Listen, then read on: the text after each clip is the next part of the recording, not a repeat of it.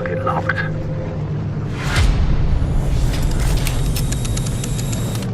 Fire.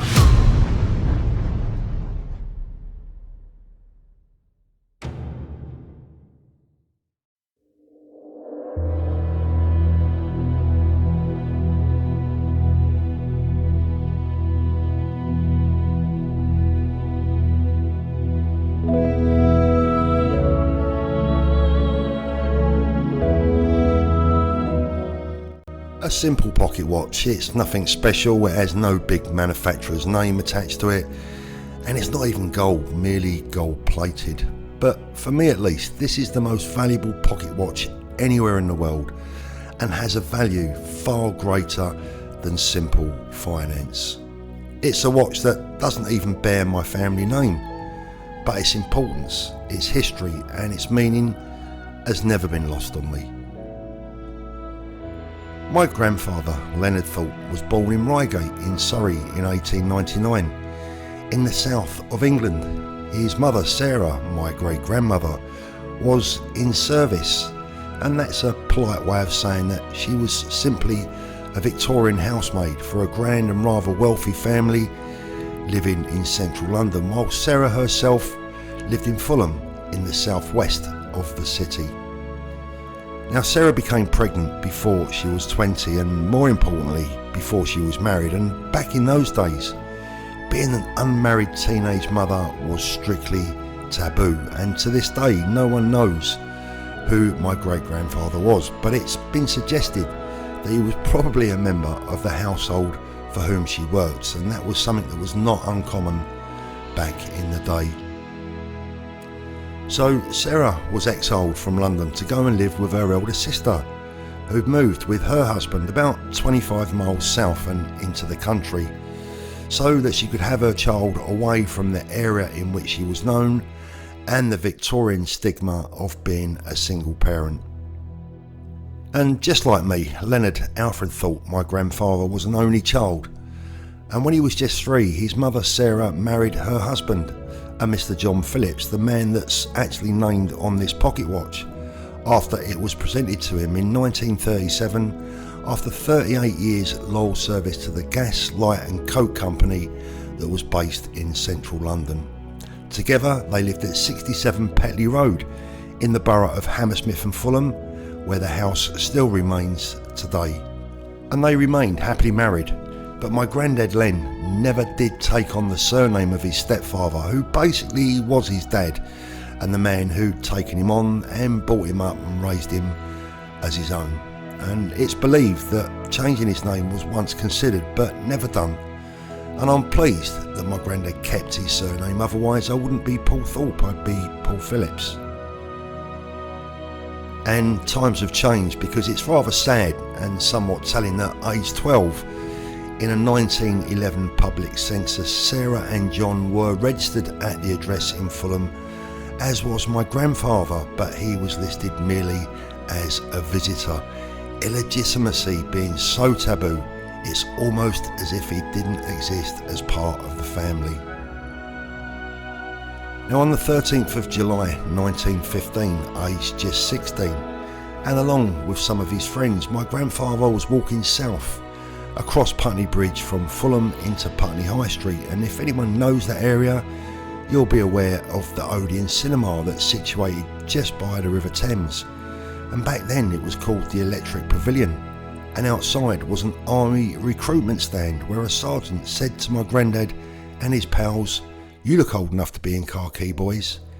And just minutes later, he, along with his friends, had all signed up to the 13th Battalion East Surrey Regiment for the duration of the war, a Powers Brigade destined for France and the dreaded Western Front. Now, sadly, my grandfather's complete war records were destroyed after the firebombing in 1940 by the German Air Force of the repository at Hayes in London, and the subsequent firefighting operations led to the almost total loss of around 2/3 of the records of World War I servicemen. And researching his path from that fateful day in Putney in 1915 to his eventual homecoming wasn't easy, and the early part of his army career remains a little bit sketchy.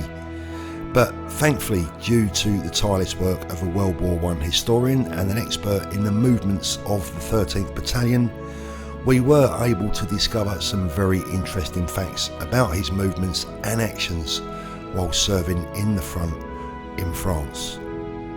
Now initially, we do know that he was sent for basic training at Aldershot, and after moving around the UK with his battalion, he eventually landed in Le Havre after the division moved to France between the 2nd and the 9th of July 1916 and had concentrated near Lillers.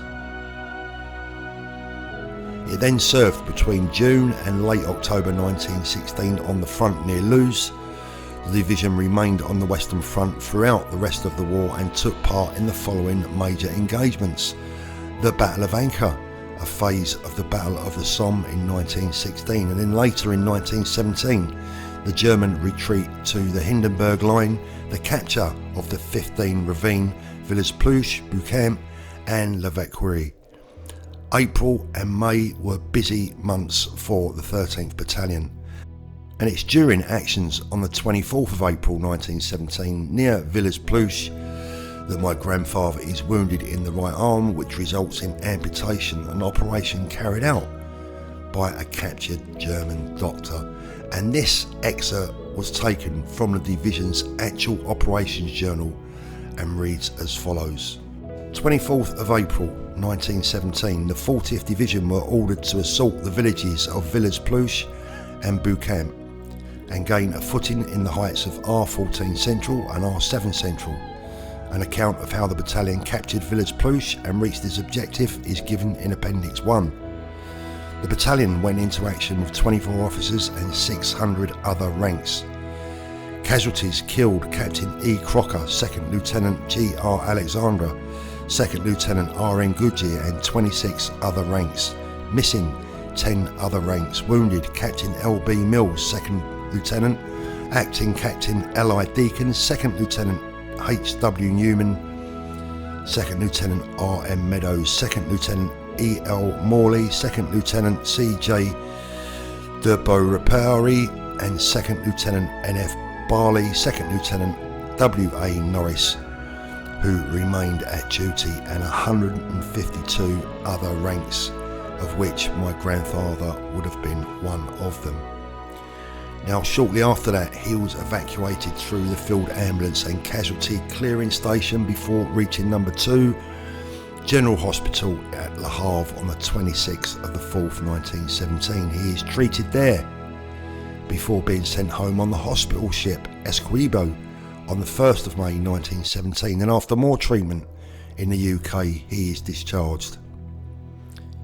Now, sadly, the medals that you see in these images are not those of my grandfather. Hard times and being disabled after the war meant that he had to sell them not long after returning home from France, and these are mere replicas of the medals that I would have loved to find someday, but were, in all honesty and realism, probably melted down years ago.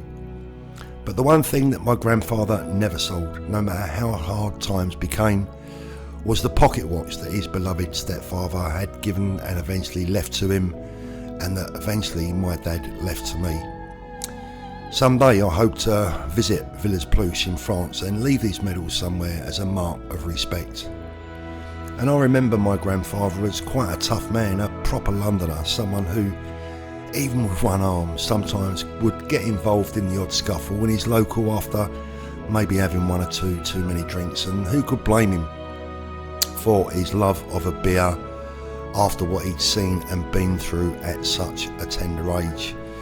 But he was also a very kind, caring and honest individual. He was very generous, but strangely tight when it came to offering anyone a cigarette. I guess that was just the old trench soldier coming out in him. Now, he wasn't a particularly big man, a keen Fulham supporter who introduced my dad to Craven Cottage as soon as football returned at the end of the Second World War. And to this day, I can still remember the first time I ever walked down Finlay Street in Southwest 6. My dad holding one hand, my granddad holding the other. The sights, the smells and the sounds as I first saw the Fulham Football Club emblazoned on Craven Cottage, aged just 5, in 1966 as they introduced me to my footballing birthright. And people sometimes say to me, it's only football. No, it's not.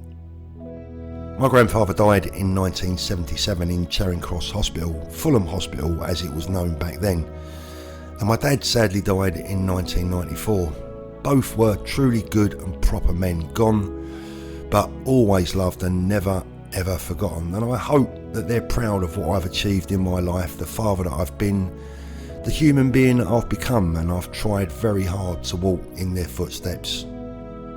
Being a man isn't always easy, it isn't always fun, but the most important thing for all of us men is that we should be determined to leave behind a legacy that ensures that our children and our grandchildren never forget us, and for the right reasons. Yes indeed, this pocket watch that doesn't even bear my family's name might not be worth a great deal of money to anyone else, but it serves as a reminder for me that we're lucky to live in an age when you hear people moaning that they might just have to stay indoors for a week, when some of these young men didn't even know if they had a tomorrow. Oh, for sure, this pocket watch is not for sale now and never will be.